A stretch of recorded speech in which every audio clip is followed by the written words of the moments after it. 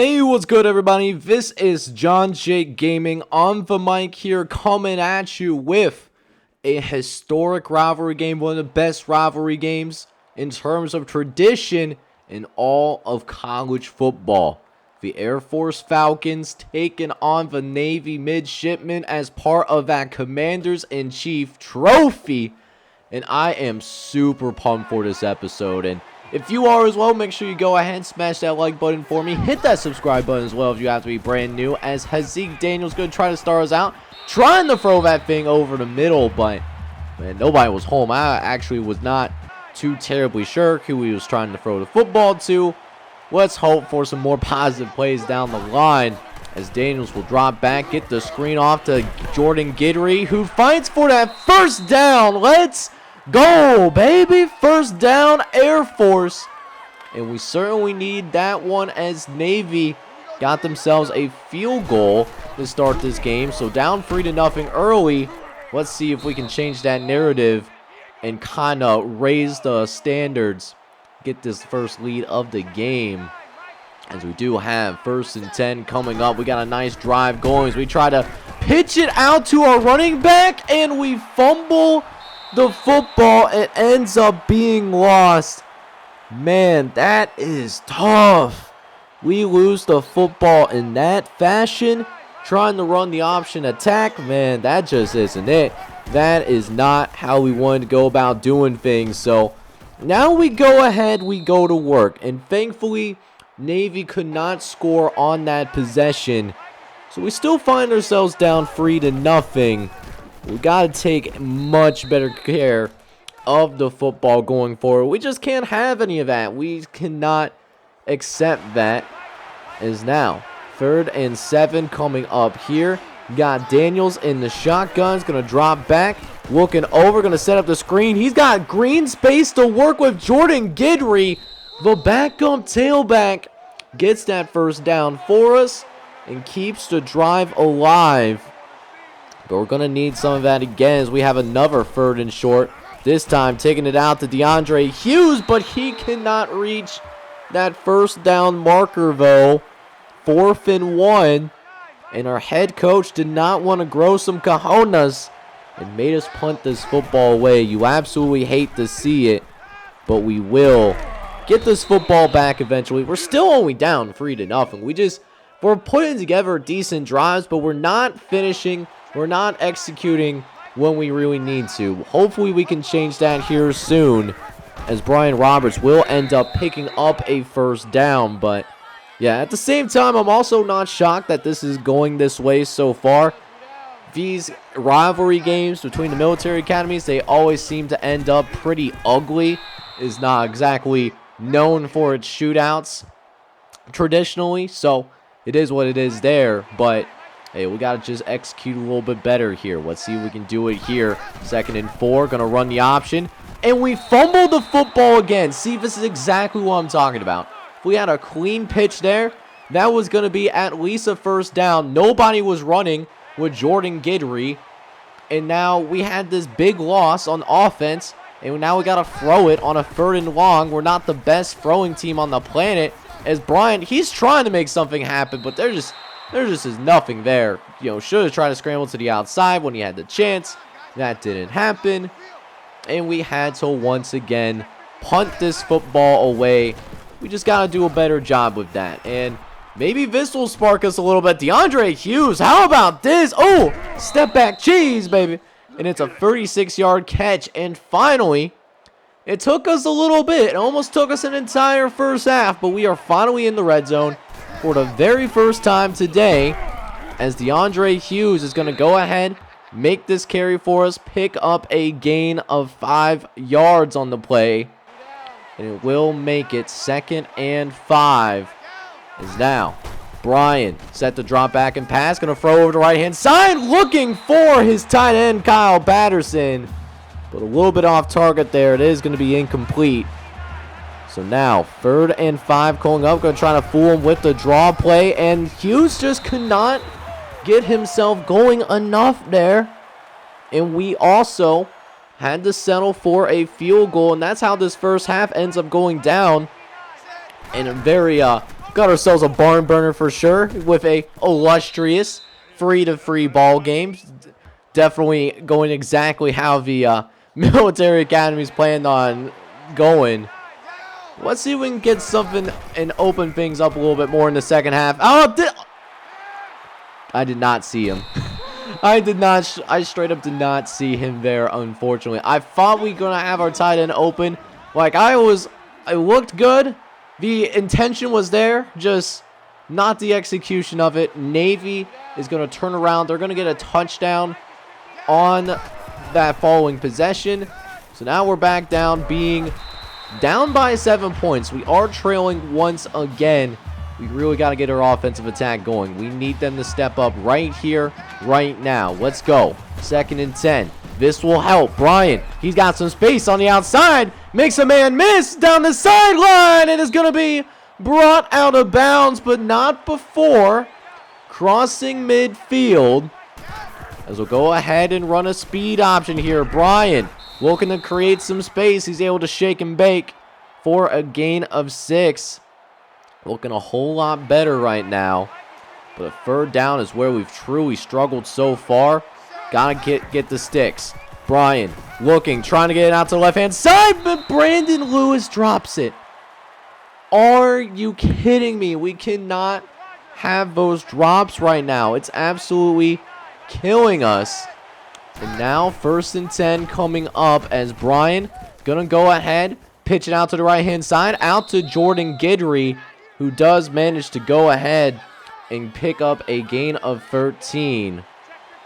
So now 1st and 10 coming up here as Brian drops back the pass. He's looking over the right-hand side, gets it out to David Cormier. Not the prettiest pass in the world, but at least we were able to complete that one and make it a more friendly 2nd down. Just got to move the sticks again. Brian pitching out to the left-hand side. He's got Brian Roberts, who does fight forward for us and does manage to go ahead and pick up that 1st down here as well, as we have yet another 1st and 10.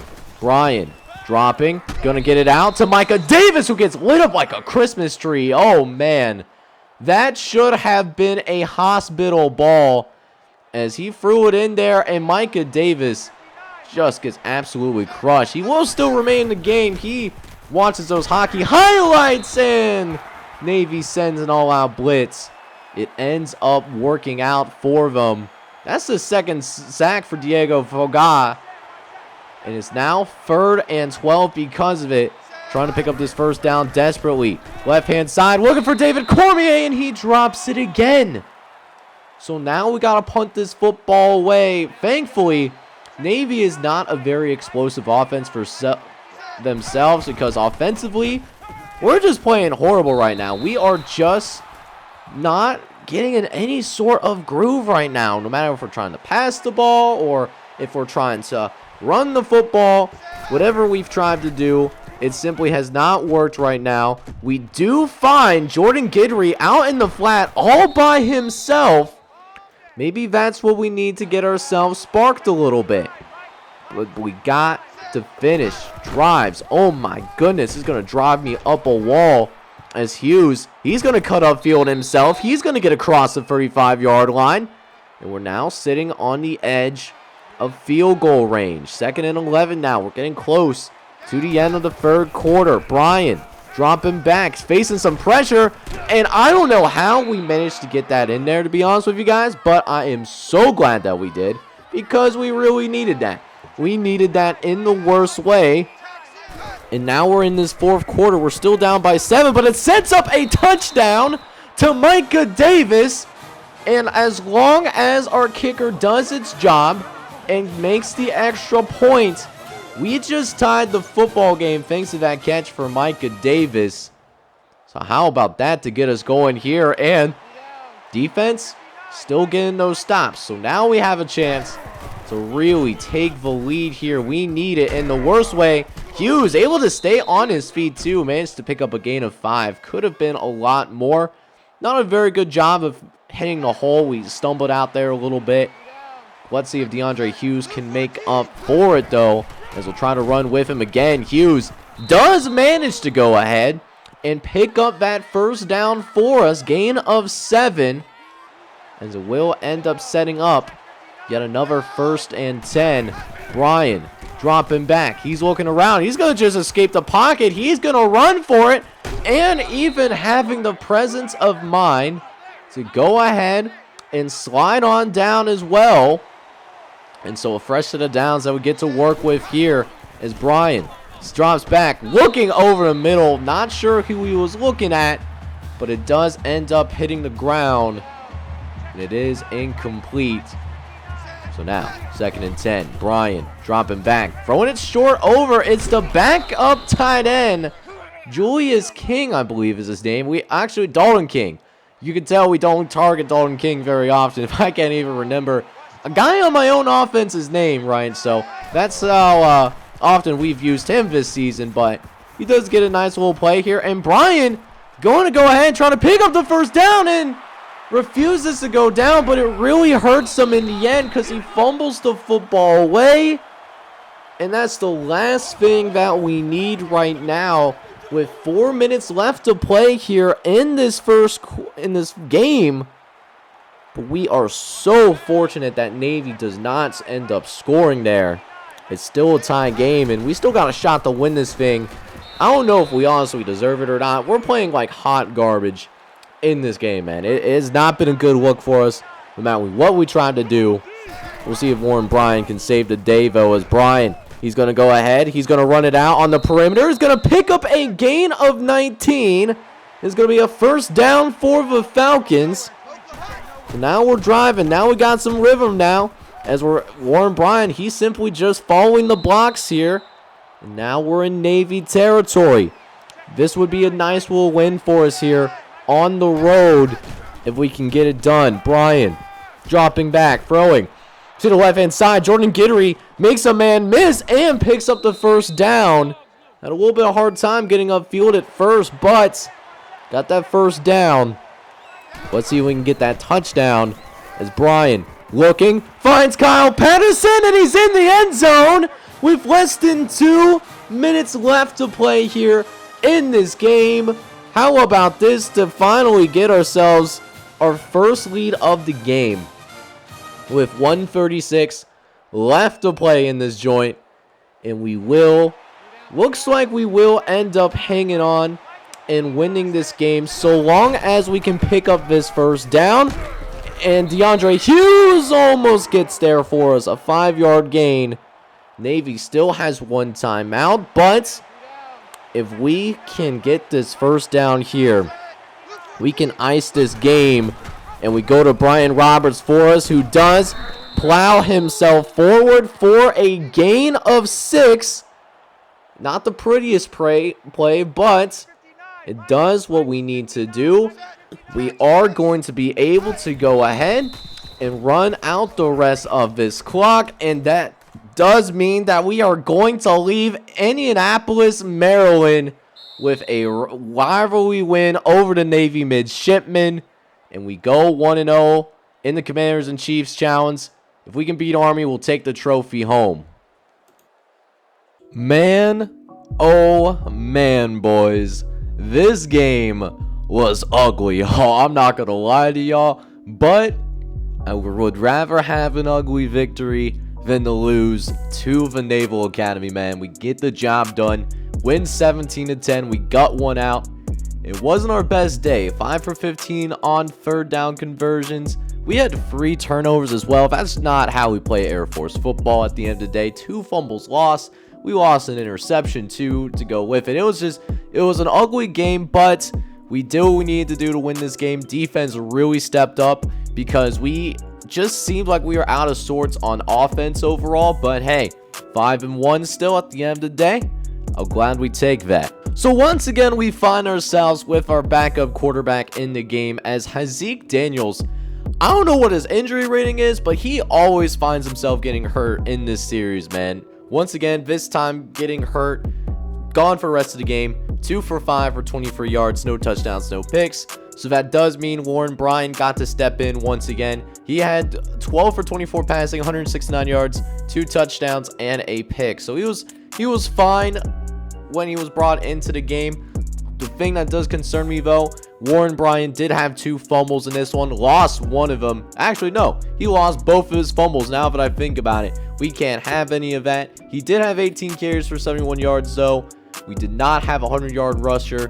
Deandre Hughes was our closest guy to that. 16 carries, 87 yards, but just we had a little bit of a harder time getting our run game going, and when we have a harder time getting that rushing attack going, that does mean that we will find ourselves in games like this where it just ends up looking really ugly for our offense. But that being said, our receivers did some nice stuff overall. We had a few drops, few bone-crushing drops, it seemed like, that didn't really help the cause in terms of making our offense run smoothly, but we did see Micah Davis find the end zone, 3 catches for 37 yards. And then same thing for Kyle Patterson. We helped him find the end zone as well. 2 catches for 29 yards on the day, including the game-winning touchdown, by the way, in a rivalry game. You love to see it. But our leading receiver was actually a running back, though. Jordan Kidry. Great stuff out of the backfield. It was a nice safety valve for us when we were facing pressure. It seems like they were all over us when we tried to pass the ball. 4 catches, 62 yards, including a 22-yard scamper. That was our longest of the game, and he did great work after the catch. Most of those yards coming after he caught the football. So really cool stuff. We're going to be 5-1, which does mean we will end up being just 1 game away from being bowl eligible. So with that being said, guys, we are about halfway through the season at this point, and I wanted to go ahead and check in to see if any of your custom prospects that you originally submitted have either signed or are very close to signing. And we got one here, 4-star running back John Johnson. He's got a lot of attention coming his way. Got 5 scholarship offers, looking at going between Washington State, Oregon State, Boise State, Nevada, who we just played recently in the previous episode, and then also Wyoming has all offered scholarships as well. This could be a recruiting battle that lasts a little while, but that being said, though, man, oh man, is John Johnson getting a ton of attention. Isaiah King is another custom prospect out here in Seneca, South Carolina, who has narrowed his college decision basically down to 2 more teams. He's looking at between Coastal Carolina and the East Carolina Pirates. Everyone else is completely out of the race. We'll see if he ends up in a Chanticleer's uniform or if he ends up in an East Carolina uniform in the near future. Can't wait to see what his college career has in store as well. Meanwhile, on the northeastern part of the country, we got Jonathan Fousen, who is also pretty close to making his college decision as well. He will not be going to a military academy. He actually has his choice narrowed down between the Buffalo Bulls and the Temple Owls. 1 team in the American and 1 team in the MAC. We'll see if Buffalo can keep him in New York, or will he be going out of state to play his collegiate football. As for the defensive end out of Idaho, Chris Hill, while he hasn't officially signed yet, does look like he is a virtual walk for Kansas State University. Gonna be going ahead and playing some Power 5 football over in the Big 12 Conference. So congratulations in advance to Kansas State for getting a solid defensive lineman out of the custom prospects group. So next episode, we will actually have a doubleheader in store for you guys. We will start off the next episode with a home game against San Diego State, who is a pretty good team in itself. They're 4-1. They're in that mix for the Mountain West Conference Championship, of course. But that being said, that's not going to be the most marquee matchup. If you look down at our schedule, we got to go up against Notre Dame as well. Now, Notre Dame's a little down bad this season. 3-3. They were ranked in the top 25. Hopefully, they can get back in that top 25 when we finish playing them, because that would really help us from a recruiting standpoint if we can beat them at home. But with that being said, we just got to look at what's in front of us right now. And I'm excited for some more Mountain West action. We're 1 win away from going to be bowl eligible. So I love to see that. And if you love to see it as well, make sure you go ahead and do me a favor. Smash that like button for me. Hit me up down in the comments. I love reading your guys' comments. And if you're brand new to the channel, you haven't done so yet, hit that subscribe button for me. It's free, and I know there's 75% of you out there that have not hit that subscribe button for me. It only help a brother out, man. So with that being said, this is John J Gaming on the mic signing off. I'm hoping you're all out there having a good one. Take care, everybody.